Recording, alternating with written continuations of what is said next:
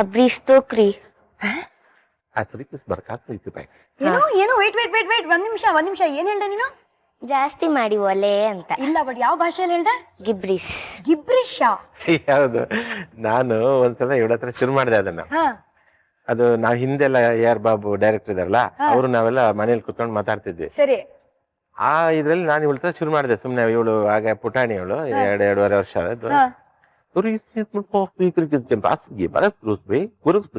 ಅಂತಂದ್ರೆ ಅದಕ್ಕೆ ಉತ್ತರ ಕೊಟ್ಲ ಅವಳು ಅದೇ ತರ. ನನ್ಗೆ ಆಶ್ಚರ್ಯ ಆಯ್ತು. ಇವಳು ವೇಣಿನ ಕರ್ದೆ, ನೋಡಿ ಇವಳು ಇವಳು ಮಾತಾಡ್ತಾಳೆ ಅಂತ. ಆಮೇಲೆ ಇಬ್ರು ಮಾತಾಡಿ ಅಂತ ಹೇಳ್ಬಿಟ್ಟು ಒಂದಷ್ಟು ವಿಡಿಯೋ ತೆಗೆದು. ಅದಕ್ಕೆ ನಿಜವಾಗ್ಲೂ ಏನಾದ್ರು ಅರ್ಥ ಇದೆಯಾ ಅಥವಾ ಸುಮ್ನೆ ಮಾತಾಡ್ತೀರಾ ನೀವು? ಏನ್ ಸುಮ್ನೆ, ಅದು ಅರ್ಥ ಇಲ್ಲ ಏನಿಲ್ಲ, ಅದು ಅದಕ್ಕೆ ಗಿಬ್ರಿಸ್ ಅಂತ ಅನ್ನೋದು. ಬಟ್ ನೀವ್ ಅರ್ಥ ಮಾಡ್ಕೊಂಡ್ರಿ ಅವಳು ಹೇಳಿದ್ದು? ಗೊತ್ತಾಯ್ತು, ಒಂದು ಸನ್ನೆಯಲ್ಲಿ ಗೊತ್ತಾಯ್ತು ನನಗೆ. ಫ್ಲೇಮ್ ಜಾಸ್ತಿ ಮಾಡು ಅಂತಿದ್ದ. ಈಗ ನಾವು ಟ್ಯಾಲೆಂಟ್. ಚಿಕ್ಕ ವಯಸ್ಸಲ್ಲಿ ಸಂತೆಗೆ ಹೋಗ್ತಿದ್ರು ನಮ್ಮ ಮನೋಹರ್ ಅವರು. ಸಂತೆಗೆ ಹೋಗ್ಬಿಟ್ಟು ಚಿಕ್ಕ ಮಕ್ಳು ಏನ್ ಆಟ ಸಾಮಾನ್ ಕದೀತಾರೆ, ಇಲ್ದಿದ್ರೆ ಕ್ಯಾಂಡಿ ಕದೀತಾರೆ. ಬಟ್ ಇವರು ಒಂದು ಪರ್ಟಿಕ್ಯುಲರ್ ವಸ್ತುನೇ ಕದಿಬೇಕು ಅಂತ ಹೋಗ್ತಿದ್ರು. ಏನದು? ಏನಿಲ್ಲ, ಸಿನಿಮಾ ಹುಚ್ಚು ಎಷ್ಟಿತ್ತಂತಂದ್ರೆ, ಈ ಫಿಲ್ಮ್ ಸ್ಟ್ರಿಪ್ಸ್ ಇದೆಲ್ಲ ಚಿಕ್ಕ ಚಿಕ್ಕದು, ಅವು ದೊಡ್ಡ ರೀಲನ್ನ ಏನ್ ಮಾಡಿ ಕಟ್ ಮಾಡಿ ಇದ್ ಮಾಡೋರು. ಅದನ್ನ ಮಾರ್ತಿದ್ರು ಅವ್ರು. ಮಾರ್ತಿದ್ರ? 5 ಪೈಸೆ ಒಂದು ಪ್ಯಾಕ್, ಒಂದು ಸೆಟ್ಗೆ. ಸರಿ. ಒಂದ್ ಸೆಟ್ ಅಲ್ಲಿ 5 ಫಿಲ್ಮ್ ಇರ್ತಿತ್ತು. 5 ಪೈಸೆಗೆ ದುಡ್ಡಿರ್ಲಿಲ್ಲ ನನ್ನ ಹತ್ರ. ಅವಾಗ ಏನ್ ಮಾಡ್ತಿದ್ದೆ, ಅದು ಇದು ನೋಡೋ ನೆಪದಲ್ಲಿ ಈಗ ಒಂದು ಜೇಬಲ್ ಹಾಕ್ಬಿಡೋದು. ಆಮೇಲೆ ಮನೆಗ್ ಬಂದು ಭೂತಗಾಜಿತ್ತು. ಆ ಭೂತಗಾಜು ಸೂರ್ಯನ ಕಿರಣ ಅದಕ್ಕೆ ಕನ್ನಡಿ ಇಟ್ಟು, ಆ ಭೂತಗಾಜಿನ ಮೂಲಕ ಗೋಡೆಯಲ್ಲಿ ಈ ಫಿಲ್ಮಿನ ಪ್ರತಿಫಲನ ಬರೋದು. ಆ ಫಿಲ್ಮ್ ಅನ್ನ ಈಗ ಅಲ್ಲಾಡ್ಸೋದು. ಅದೇ ನನ್ಗೆ, ನಾನೇ ಫಿಲ್ಮ್ ತೆಗ್ದಾಗೆ ಅಷ್ಟೊಂದು ಒಂಥರ ರೋಮಾಂಚನ. ಅದಕ್ಕೋಸ್ಕರ ಫಿಲ್ಮ್ ಕದೀತಾ ಇದ್ದೆ. ಆಮೇಲೆ ಇಲ್ಲಿ ಬಂದ್ಮೇಲೆ ರೀಲೇ ಸಿಕ್ತಿತ್ತು ನನಗೆ ಅಲ್ವಾ? ಇವಾಗೇನು ಪ್ರಯೋಜನ ಇಲ್ಲ ಬಿಡಿ. ಇವಾಗ ಅದು ಇಲ್ಲ, ಡಿಜಿಟಲ್ ಬಂದ್ಮೇಲೆ ಎಲ್ಲ ಐನು. ಬಟ್ ಅವಾಗ್ಲೇ ಚಿಕ್ಕ ವಯಸ್ಸಲ್ಲೇ ಐ ಥಿಂಕ್ ಡಿಸೈಡ್ ಮಾಡ್ಕೊಂಡ್ಬಿಟ್ಟಿದ್ರಿ, ದೊಡ್ಡವರಾದ್ಮೇಲೆ you going to do something in movies only ಅಂತ. ಅದು ಏನೋ ಒಂದು ಸಿನಿಮಾಕ್ ಸೇರ್ಬೇಕು ಅಷ್ಟೇ ಆಗಿತ್ತು. ಓಕೆ ಬೇಬಿ, ಸಾಕು ಅನ್ಸುತ್ತೆ. ಈಗ ಇದನ್ನ ಎಣ್ಣೆ ಒಳಗೆ ಹಾಕೊಳ್ಳೋದು.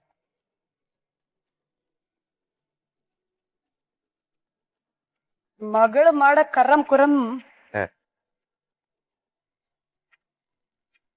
ಚೆನ್ನಾಗಿ ಬ್ಯೂಟಿಫುಲ್ ಆಗಿ ಕ್ರಿಸ್ಪಿ ಗೋಲ್ಡನ್ ಬ್ರೌನ್ ಆಗಿರೋದನ್ನ ಮಾತ್ರ ತೆಗಿತಾ ಇದೀವಿ ನಾವು. ಬಾಕಿ ಎಲ್ಲ ಇನ್ನೂ ಸ್ವಲ್ಪ ಆಗ್ಲಿ. ಒಂದು ರುಚಿಯಾದ ಅಡಿಗೆ ಮಾಡೋದಕ್ಕೆ ಎಷ್ಟು ಕಷ್ಟ ಇದೆ ಅದು ಎಲ್ರು ತಿಳ್ಕೊಬೇಕು. ಯಾಕಂತಂದ್ರೆ ನಾವಿವತ್ತು ಮದುವೆ ಮನೆಗೆ ಹೋಗ್ತೀವಿ. ಹೌದು. ಮದುವೆ ಮನೆಗೆ ಹೋದ್ರೆ ಪ್ರತಿ ಮದುವೆಲೂ ನನಗೆ ದುಃಖ ಆಗೋದು ಏನಂತಂದ್ರೆ, ವೇಸ್ಟೇಜ್ ಅಲ್ಲ, ಎಷ್ಟು ವೇಸ್ಟ್ ಮಾಡ್ತಾರೆ ಅಂದ್ರೆ. ಆ ಆಹಾರದ ಬಗ್ಗೆ ಯಾರಿಗೂ ಗೌರವ ಇಲ್ಲ.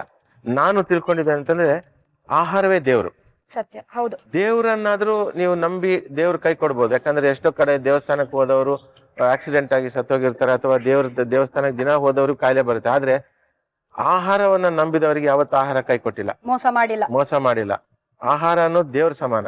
ಅದನ್ನ ಮಾತ್ರ ಯಾರು ವೇಸ್ಟ್ ಮಾಡಬಾರ್ದು.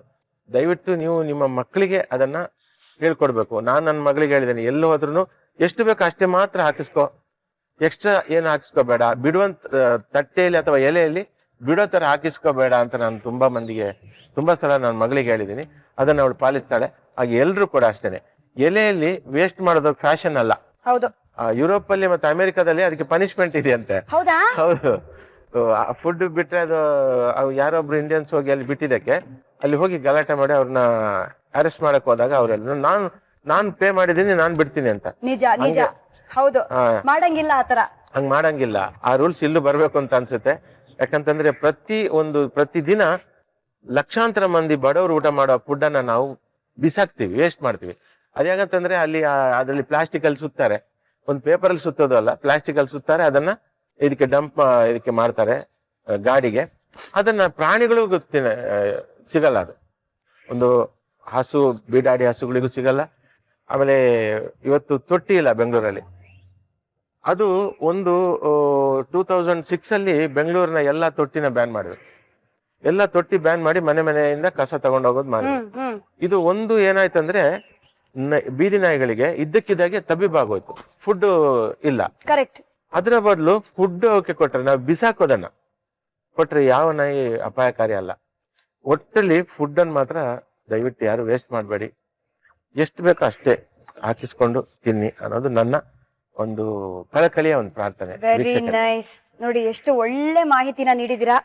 ಇವಾಗ ಕುರ್ರುಮ್ ಕುರ್ರಮ್ಮು ಚೆನ್ನಾಗಿ ಕರ್ಮ ಕುರ್ಮ ಗರಂ ಗರಂ ಆಗಿ ರೆಡಿ ಆಗಿದೆ. ರೆಡಿ ಆಗಿದೆ. ಸ್ಟವ್ ಆಫ್ ಮಾಡ್ಕೊಳ್ಳೋಣ. ಎಸ್. ಅಂಡ್ ಈ ಗ್ಯಾಪ್ ಅಲ್ಲಿ ಟೀ ರೆಡಿ ಮಾಡ್ಕೊಳ್ಳೋಣ. ಇನ್ನು ಬಾಕಿ ಇದೆ. ಇದಿನ್ನು ಬಾಕಿ ಇದೆಯಾ? ಏನಿದೆ ಬಾಕಿ? ಇದಕ್ಕೆ ಟೇಸ್ಟಿಗೆ ಸ್ವಲ್ಪ ಚಾಟ್ ಮಸಾಲ ಉದುರಿಸ್ಕೊಳ್ಳೋಣ ಮೇಲ್ಗಡೆ. ಪುದೀನ ಕುರುಮ್ ಕುರುಮ್ ರೆಡಿ ಆಗ್ಬಿಟ್ಟಿದೆ. ಸೊ ಇವಾಗ ಗಾರ್ಲಿಕ್ ಟೀ ಯಾ, ಏನ್ ಬೇಕು? ಅದಕ್ಕೆ ನಾವು ಸಿಪ್ಪೆ ಬಿಡಿಸಿರೋ ಗಾರ್ಲಿಕ್ ಬೇಕು, ಬೆಳ್ಳುಳ್ಳಿ, ಮತ್ತೆ ಹನಿ, ಜೇನುತುಪ್ಪ, ಲೆಮನ್, ನಿಂಬೆ ಹಣ್ಣು. ಮೂರೇ ಇಂಗ್ರೀಡಿಯೆಂಟ್ಸ್ ಅಲ್ಲ? ಹಾ, ಸೂಪರ್. ಓಕೆ. ಮತ್ತೆ ಟೀ ಪುಡಿ?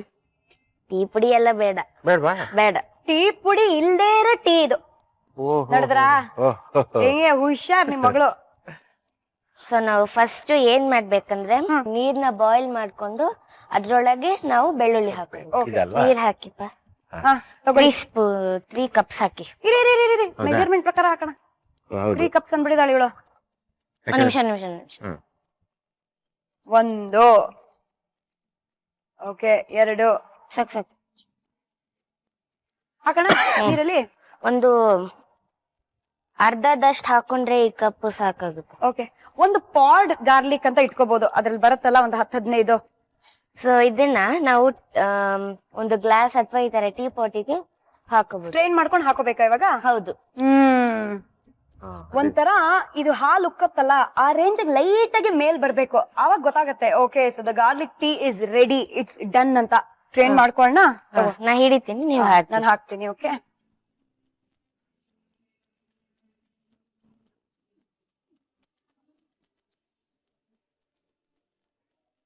ಈಗ ನಾವು ಸ್ವಲ್ಪ ಹನಿ ಆಡ್ ಮಾಡ್ಕೋಬೇಕು. ಹನಿ ಆಡ್ ಮಾಡ್ಕೋಬೇಕಾ? ಬಿಸಿ ಬಿಸಿ ಬೆಳ್ಳುಳ್ಳಿ ಜ್ಯೂಸ್.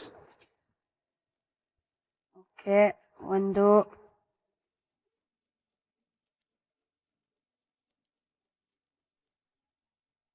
ಗುಡ್. ಅರ್ಧ ಸಾಕಾ? ಇನ್ನು ಬೇಕಾ? ಸಾಕಾ? ನಮ್ಗೆ ಹುಳಿ ಎಷ್ಟ್ ಬೇಕೋ ಅಷ್ಟು ಹಿಂಡ್ಕೋಬಹುದು. ಸರಿ, ರೆಡಿನಾ ಇದೆ? ಇನ್ನು ಬೇಕಂದ್ರೆ ಅದೊಂದು ಕಲ್ಸ್ಕೊಂಡ್ಬಿಡೋಣ ಇದನ್ನ.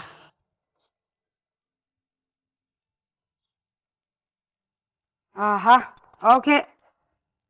ಬಿಸಿ ಆಗಿರುವಾಗ ಕ್ಲೋಸ್ ಮಾಡೋಣ. ಸೊ ಅಮೇಸಿಂಗ್ ಆಗಿರೋ ಕುರುಮ್ ಪುದೀನ ಕುರುಮ್ ಒಂದ್ ಕೈಯಲ್ಲಿ, ಇನ್ನೊಂದ್ ಕೈಯಲ್ಲಿ ನಮ್ಮ garlic tea is all ready. ಹೋಗೋಣ ಡೈನಿಂಗ್ ಟೇಬಲ್ಗೆ. Follow me. ಗರಂ ಆಗಿರುವ ಪುದೀನ ಕುರ್ರಮ್ನ ಕುರ್ರಮ್ ಅಂತ ತಿನ್ಬೇಕು ಅಂದ್ರೆ ಫಸ್ಟ್ ಅದನ್ನ ಮಾಡ್ಬೇಕು. ಸೊ ಇಂಗ್ರೀಡಿಯೆಂಟ್ಸ್ ಏನೇನ್ ಬೇಕು ನೋಡೋಣ ಒಂದು ಸ್ಮಾಲ್ ರೀಕ್ಯಾಪ್ ಅಲ್ಲಿ.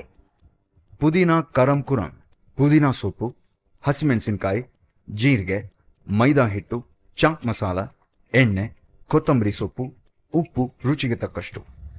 ಮಿಕ್ಸಿಗೆ ಹಸಿಮೆಣಸಿನಕಾಯಿ, ಜೀರಿಗೆ ಹಾಕಿ ರುಬ್ಕೊಳ್ಳಿ. ಬೌಲ್ಗೆ ಮೈದಾ ಹಿಟ್ಟು, ಹೆಚ್ಚಿದ ಪುದೀನ, ಕೊತ್ತಂಬರಿ ಸೊಪ್ಪು, ಉಪ್ಪು ರುಚಿಗೆ ತಕ್ಕಷ್ಟು ಹಾಕಿ ನಂತರ ರುಬ್ಬಿಕೊಂಡ ಮಿಶ್ರಣ ಕಾದ ಎಣ್ಣೆ ಹಾಕಿ ಚಪಾತಿ ಹಿಟ್ಟಿನ ಹದಕ್ಕೆ ಕಲಸಿಕೊಂಡು ಅದನ್ನು ಚಪಾತಿ ಆಕಾರದಲ್ಲಿ ಲಟ್ಟಿಸಿ ನಂತರ ಬೇಕಾದ ಆಕಾರದಲ್ಲಿ ಕಟ್ ಮಾಡಿಕೊಂಡು ಕಾದ ಎಣ್ಣೆಯಲ್ಲಿ ಕರೆದುಕೊಂಡ್ರೆ ಪುದೀನ ಕರಂ ಕುರಂ ರೆಡಿ. ಶುಂಠಿ ಟೀ ಕೇಳಿದಿರಾ?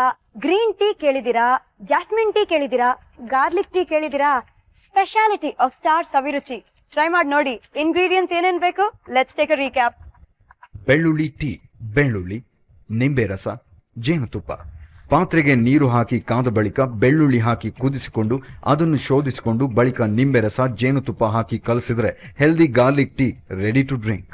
ವೆಲ್ಕಮ್ ಬ್ಯಾಕ್ ಅಂತ ಹೇಳ್ತಾ ಇದೀನಿ. Gold winner refined sunflower oil present star Saviruchi co powered by Vim and Daawat the finest. ಇಲ್ಲಿ ಬಹಳ ಫೈನ್ ಆಗಿರುವ ಪುದೀನ ಕುರ್ರುಮ್ ಇಸ್ ಆಲ್ ರೆಡಿ. ಶುರು ಮಾಡೋಣ ಬನ್ನಿ, ತಗೊಳ್ಳಿ. ನೈಸ್. ಜೊತೆಗೆ ಅಮೇಜಿಂಗ್ ಆಗಿರೋ ಗಾರ್ಲಿಕ್ ಟೀ. ಅದರಲ್ಲೂ ಹೊರಗಡೆ ಜೋರು ಜಡಿ ಮಳೆ ಬರ್ತಾ ಇರುವಾಗ ಒಳಗಡೆ ಈ ತರ ಇಂಥ ಕುರುಕುರಂ ಮತ್ತೆ ಇಂಥ ಟೀ ಸೇವಿಸೋದಕ್ಕೆ ಬಹಳ ಖುಷಿ ಆಗುತ್ತೆ. ಬಟ್ ಐ ಸ್ವೇರ್ ನನ್ನ ಲೈಫ್ ಅಲ್ಲೇ ಗೊತ್ತಿರ್ಲಿಲ್ಲ that garlic tea can be so amazing ಅಂತ. ತುಂಬಾ ಚೆನ್ನಾಗಿದೆ.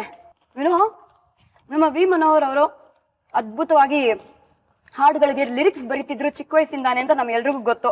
ಸೊ ಆತರ ಹಾಡುಗಳೆಲ್ಲ ಬರೆದ್ರಿ, ಬೆಂಗಳೂರಿಗೆ ಬಂದ್ರಿ, ಸಿನಿಮಾ ಅಲ್ಲಿ ಕೆಲಸ ಮಾಡ್ಬೇಕು ಅಂತ ಆಸೆನೋ ಇಟ್ಕೊಂಡಿದ್ರಿ. ಬಟ್ ಈ ಗ್ಯಾಪ್ ಅಲ್ಲಿ ಕಾರ್ಟೂನಿಸ್ಟ್ ಹೇಗಾದ್ರಿ ನೀವು? ನಾನು ಚಿತ್ರ ಬರಿತಾ ಇದ್ದೆ. ಅದು ನಾನು ಚಿಕ್ಕವನಿದ್ದಾಗ ನಮ್ಮಕ್ಕ ಅವಳ ಹೋಮ್ ವರ್ಕ್ ಮಾಡ್ಕೊಂಡು ಇದು ಮಾಡ್ತಿದ್ದಾಗ ಅದನ್ನ ನೋಡ್ಕೊಂಡು ನಾನು ಬರಿತಾ ಇದ್ದೆ. ಅದನ್ನ ನೋಡಿ ನಮ್ಮಪ್ಪ ನನಗೆ ಚಂದಮಾಮ ಬಾಲಮಿತ್ರ ಪುಸ್ತಕ ತಗೊಂಡ್ಬಂದು ಇದು ಬರಿ ಅಂತ ಇದು ಮಾಡ್ತಿದ್ರು. ಕಲರ್ ಪೆನ್ಸಿಲ್ ತೋರಿಸ್ತಿದ್ರು. ನನಗೆ ಕಲರ್ ಪೆನ್ಸಿಲ್ಸ್ ಎಲ್ಲ ತಂದ್ಕೊಟ್ರು. ಅದು ನೋಡಿ ಮಾಡ್ಕೊಂಡು ಇದು ಮಾಡ್ತೀನಿ. ಆಮೇಲೆ ಯಾರ್ಯಾರ ಮನೆಗೆ ಹೋಗ್ತೀನೋ ಅಲ್ಲಿ ಅವ್ರ ಮನೆಯಲ್ಲೆಲ್ಲ ಗೋಡೆಯಲ್ಲಿ ಚಾಕ್ ಪೀಸ್ ಅಲ್ಲಿ ಬರಿತಾ ಇದ್ದೆ. ಓಕೆ. ಆಮೇಲೆ ಏನಾಯ್ತು, ನನಗೆ ಈ ಪತ್ರಿಕೆಯಲ್ಲಿ ಆವಾಗ ನಾಡಿಗಂತ ಕಾರ್ಟೂನಿಸ್ಟ್ ಇದ್ರು, ನಮ್ಮ ಕರ್ನಾಟಕದ ಹೆಮ್ಮೆಯ ಕಾರ್ಟೂನಿಸ್ಟ್ ಅವರು. ಓಕೆ. ಅದೆಲ್ಲ ಓದಿ ನಗ್ತಿದ್ದೆ ನಾನು. ಈ ಚಿತ್ರ, ಅದಕ್ಕೊಂದು ಕ್ಯಾಪ್ಷನ್, ನಾನು ಈ ತರ ಬರೀಬೇಕು ಅಂತ ಶುರು ಮಾಡಿದೆ. ಅದೇ ಟೈಮ್ ಸರಿಯಾಗಿ ನನ್ನ ಗೆಳೆಯ ಸುಧಾಕರ್ ಬನ್ನಂಜೆ ಅಂತ, ಅವನು ಜನವಾಣಿ ಅಂತ ಒಂದು ಪತ್ರಿಕೆ, ಈವ್ನಿಂಗ್ ಡೈಲಿ ಅದು, ಅದ್ರಲ್ಲಿ ಕೆಲಸ ಕಾರ್ಟೂನಿಸ್ಟ್ ಬೇಕು, ಬರ್ತೀಯಾ ಮಾಡ್ತೀಯಾ ಅಂದ್ರು.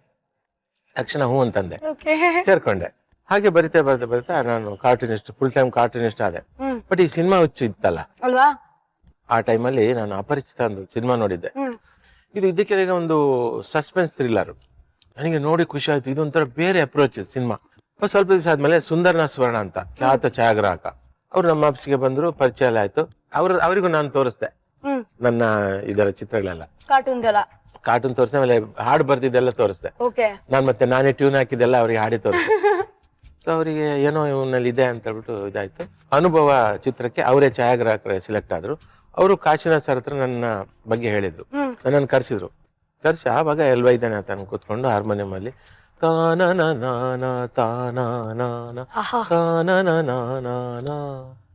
ಕಾಶಿ ಸರ್ ಕೇಳಿದ್ರು, ಈ ತರ ಮೀಟ್ರಿಗೆ ಬರೆಯಕ್ಕಾಗತ್ತಾ ನಿಮ್ಗೆ? ಸರ್ ಬೇಕಾದಷ್ಟು ಬರ್ದಿದೀನಿ ಬೇರೆ ಬೇರೆ ಭಾಷೆ ಸಾಂಗಿಗೆ. ಹೌದಾ, ಸರಿ ಬರೀರಿ, ಇದು ಈ ತರ ವಿಷಯ ಸಬ್ಜೆಕ್ಟು. ಆಮೇಲೆ ನಾನು ಮನೆಗೆ ತಗೊಂಡೋಗಿ ಟ್ಯೂನ್ ಎಲ್ಲ ಬರ್ಕೊಂಡಿದ್ದೆ, ಲಾಲ ಲಾಲ ಈ ತರ ಬರ್ಕೊಂಡಿದ್ದೆ. ಸೊ ಕಾಶಿ ಸರ್ಗೆ ಕೊಟ್ಟೆ, ನೋಡಿದ್ರು. ನೋಡಿ ಏನು ಅವರು ಓಕೆ ಅಂತಂದ್ರು. ನನಗೆ ಖುಷಿ ಆಯ್ತು. ಆಮೇಲೆ ರೆಕಾರ್ಡಿಂಗ್ ಆದ್ಮೇಲೆ ಅದು ಸೂಪರ್ ಹಿಟ್ ಆಯ್ತು. ಯಾವಾಗ ಅಬ್ಬಾ ಅಂತ ಅನ್ಸ್ತು. ಅಲ್ಲಿಂದ ಅದ ಸಕ್ಸೆಸ್ ಸ್ಟೋರಿ ಶುರು ಆಯ್ತು ನಮ್ಮ ವಿ ಮನೋಹರ್ ಅವ್ರದ್ದು. ಬನ್ನಿ ಹೋಗೋಣ, ಲೆಟ್ಸ್ ಗೋ ವಾಶ್ ಹ್ಯಾಂಡ್.